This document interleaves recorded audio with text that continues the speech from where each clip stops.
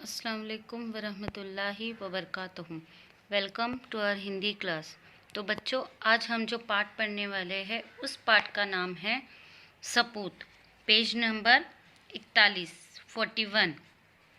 बहुत पुरानी बात है, फुलेरा नामक एक आदर्श गांव था।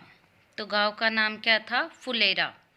गांव में हर तरफ स्वच्छता थी। स्वच्छता यानी साफ सफाई। गांव की गलियों में नियमित रूप से झाड़ू लगाई जाती थी। नालियाँ रोज़ साफ़ की जाती थी।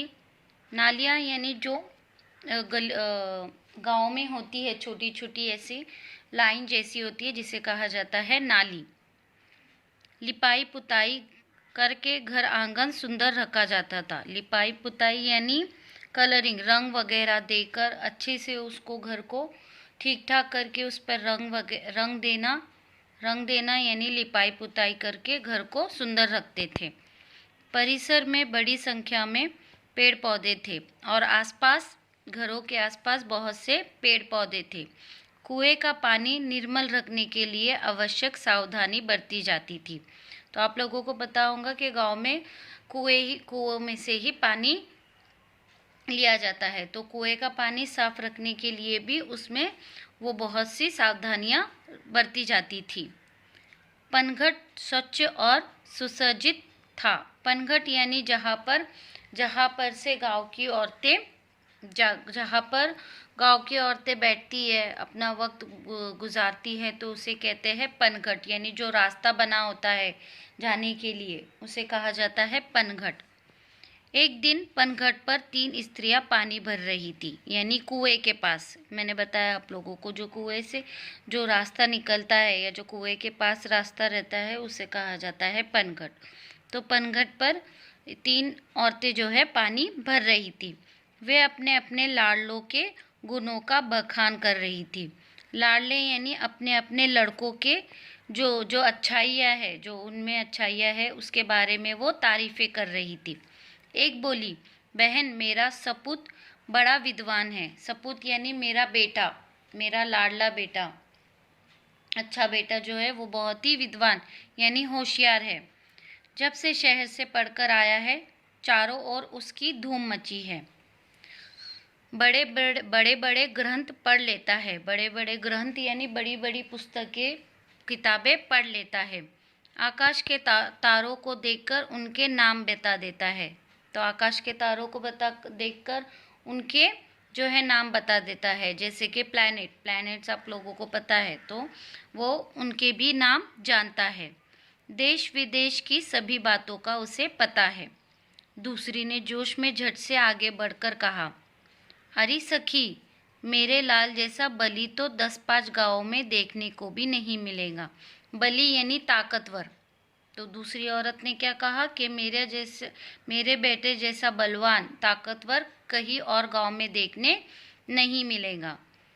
500 दंड बैठक वह रोज सुबह लगाता है, यानी पुशअप्स जो पहलवान लोग करते हैं ना, दंड बैठक, वो रोज सुबह 500 लगाता है। अखाड़े में जब ताल ठोक कर उतर पड़ता है तो बड़े बड़े पहलवान तक उसका मुकाबला करने से घबराते हैं। वह मेरा सपूत है। तो क्या कहा उसने? अखाड़ा, आप लोगों को पता है कि जब कबड्डी खेली जाती है तो एक स्क्वायर इसमें खेला जाता है जिसे अखाड़ा कहा जाता है। तो उसने कहा कि मेरा बेटा जो है वो बड़े बड़े पहलवानों का मुकाबला करके उन्हें हरा देता है और सब पहलवान उससे डरते हैं। अब तीसरी स्त्री की बारी थी, पर वह चुप रही। इस पर उन दोनों ने कहा, बहन, तुम चुप क्यों हो? लगता है तुम्हारा लाडला कपूत निकला। कपूत यानी नालायक, और सपूत यानी लायक, अच्छा, और कपूत यानी अच्छा नहीं, नालायक बच्चा। तीसरी स्त्री बिना किसी जोश या गर्व से बोली, बहनों, सपूत या कपूत जैसे शब्द तो मैं नहीं समझती, पर मेरा लाल मेरे लिए बहुत अच्छा है। तो तीसरी औरत ने क्या कहा कि मुझे नहीं पता मेरा बच्चा अच्छा है या नालायक है, मैं इन शब्दों को नहीं जानती, पर मेरा बच्चा जैसा भी है वो बहुत अच्छा है। वह सीधे साधे स्वभाव का साधारण किसान है। यानी वो बहुत ही अच्छा लड़का है, एक सीधा साधा साधारण सा किसान है।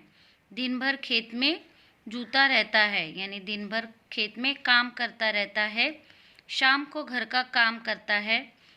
आज बहुत कहने सुनने पर वह मेला देखने गया है, इसलिए मुझे पानी भरने आना पड़ा।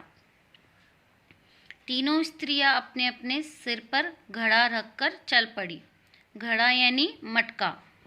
तो तीनों स्त्रियां जो है अपने सर पर मटका घड़ा लेकर चल पड़ी। अभी वो 2-4 कदम ही चली थी कि पहली स्त्री का पुत्र आता हुआ दिखाई पड़ा। पास आते ही उसने अपनी माँ से कहा, व्याख्यान देने जा रहा हूँ, भोजन वही करूँगा। यह कहकर वह तेजी से चला गया। तो जब ये स्त्रियाँ थोड़ा कुएं से 2-4 कदम आगे बढ़ी, तब एक स्त्री का बेटा वहाँ पहुँचा, वहाँ से गुजर रहा था। उसने अपनी माँ से क्या कहा कि मैं व्याख्यान यानी लेक्चर देने जा रहा हूँ, टीचर था वो, तो मैं बच्चों को पढ़ाने जा रहा हूँ और वहीं पर खाना खाऊंगा। फिर उसके बाद दूसरी स्त्री का पहलवान पुत्र भी आता हुआ दिखा। वह मतवाले हाथी की तरह झूम रहा था। उसने अपनी माँ से कहा, माँ, आज दंगल में मैंने एक नामी पहलवान को बुरी तरह पछाड़ा। पानी लेकर जल्दी घर पहुँचना, मुझे जोरों की भूख लगी है। यह कहकर वह घर की ओर बढ़ गया। तो दूसरी स्त्री का भी बेटा वहाँ से गुजर रहा था। तो उसने क्या कहा?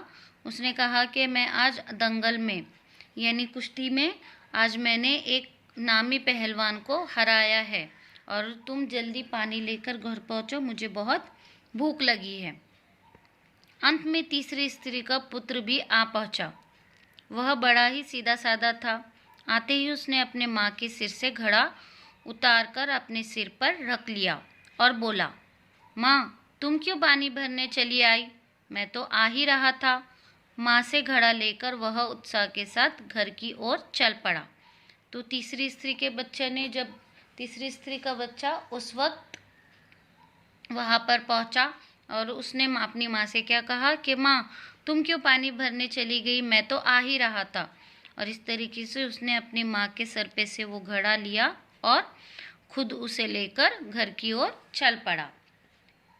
यह देखकर अन्य दोनों स्त्रियों का सिर संकोच से झुक गया।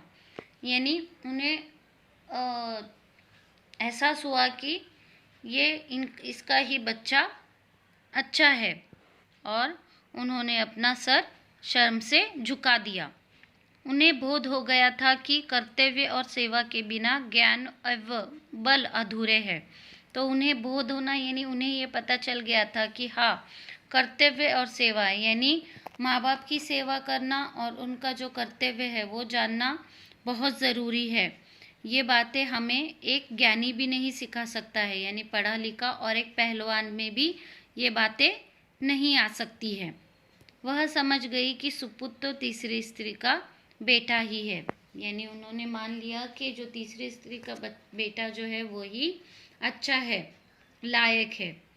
तो इस तरीके से बच्चों, आप लोगों को इस पाठ को अच्छे से पढ़ना है और इसी पे आधारित आप लोगों को यहाँ पर आप लोगों की जो है हिंदी व्यवसाय बुक, उसमें पेज नंबर 79 पे दिया गया है। आप लोगों को उत्तर दिए गए हैं। आप लोगों को रिक्त स्थानों की पूर्ति करनी है। सही उत्तर चुनकर आप लोगों को रिक्त स्थानों की पूर्ति करनी है।